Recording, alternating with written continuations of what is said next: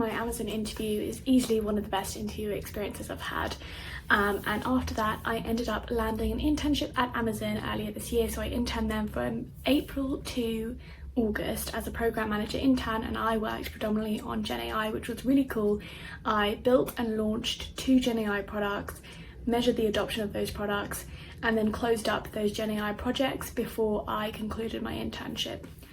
So I've got 5 things that I did differently that I think helped me land my Amazon internship from a Medium article that I wrote here, from which a couple incoming Amazon interns reached out to me and asked me questions. So diving in terms of a little bit of context, I did a lot of interviewing earlier this year. I took a post-grad gap year between my undergrad and my master's, and I'd easily say I had about 2 to 3 interviews per week from January to February, I'd say sort of early March even. So I really had the chance to amp up my interviewing skills and work on my interviews. Even before that, I was obviously interviewing for graduate roles as a backup plan for my master's, and I got quite far into the process. So by the time I had my Amazon interview in February, I was well versed with how to tackle an interview, sort of what things to do in an interview, and sort of how to improve my interviewing performance. So having said that, in terms of the first thing that I changed was structuring my answers and providing data. So you probably have heard of the CAR and STAR methods. I think those are super popular. Obviously, it's a great way of thinking about how to structure your ideas and sort of succinctly put forward your sort of main accomplishments from previous internships, volunteering, opportunities, etc. Personally, I prefer CAR just because of the emphasis on results. I think ultimately this is what the Amazon interviewers are after with every question that they ask you. And it was even something that they asked me explicitly just to sort of see if I could go further into the results, if there were any numbers to back up my results or any data that I would be able to sort of show the impact of what I did. So I think that's really important, and sort of going back and seeing what you can sort of quantify in terms of your value and how you added value is really important.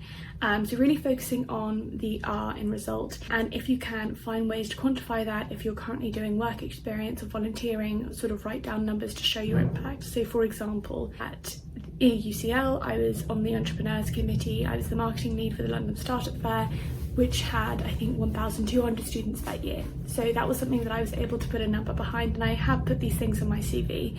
You know, having done my Amazon internship, I can say that the tool that I built achieved I think 87% adoption in 2 weeks. So sort of things that are able to, you know, any metrics that you can use to provide quantifiable impact, value add, anything like that to really drive your point home is really important. The other thing would be tackling pre-interview preparation. So this is something I've become really familiar in. Obviously, you do a lot of research into the company, particularly the values. I'd say for Amazon this is especially important because the values pretty much are the interview. Amazon, unless you're doing a super technical role where you have an additional technical assignment, you'll be focusing on a behavioural interview, and this is what they tell the interviewers before they get their interview as well.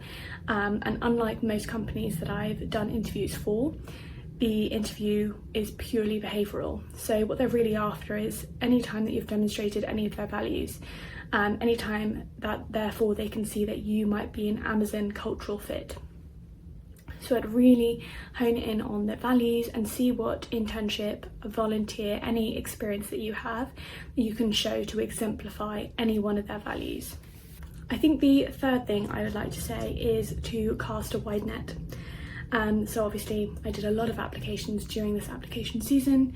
I think what did help as well is having lots of different interviews, even with firms that maybe I was a little bit less excited about, just because it does help you build confidence. And obviously if you can have those interviews before you get to the roles that you're really keen for, then you've sort of built up a little bit more practice that can help you kind of improve and be ready when you have the internship that sort of feels like the role that you really want.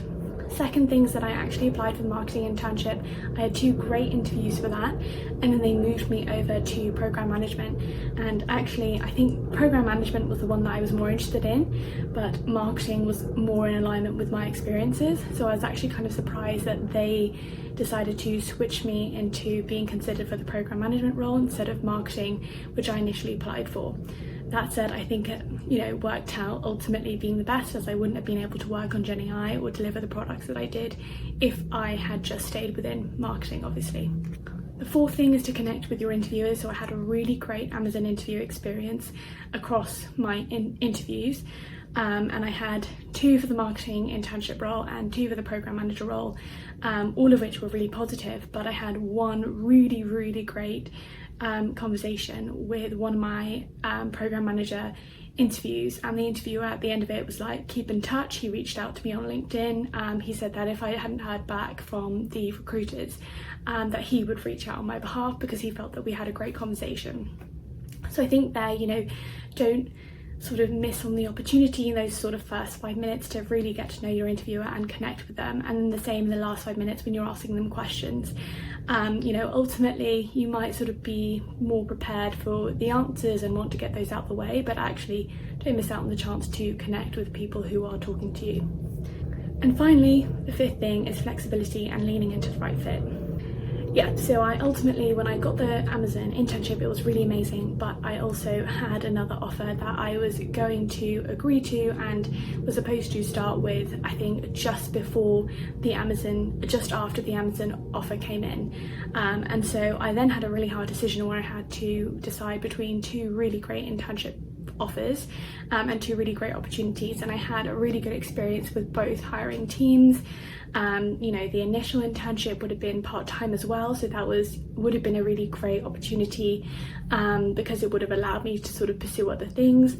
Ultimately, I kind of had to decide with what felt to be the most interesting and what I might get the most out of in terms of the internship. That's 2 really great opportunities. Being flexible, I think, and maintaining good relationships with the interviewers, with the recruiters, with HR is really important, especially when you're navigating situations like that. And that brings me to 5. So there are sort of many different parts of my Amazon internship and sort of recruiting process, as well as my interviewing process for many other roles and opportunities out there. But ultimately I hope that is helpful and similar to those who read my Medium article and then joined the firm. For any incoming interns, best of luck with your internship.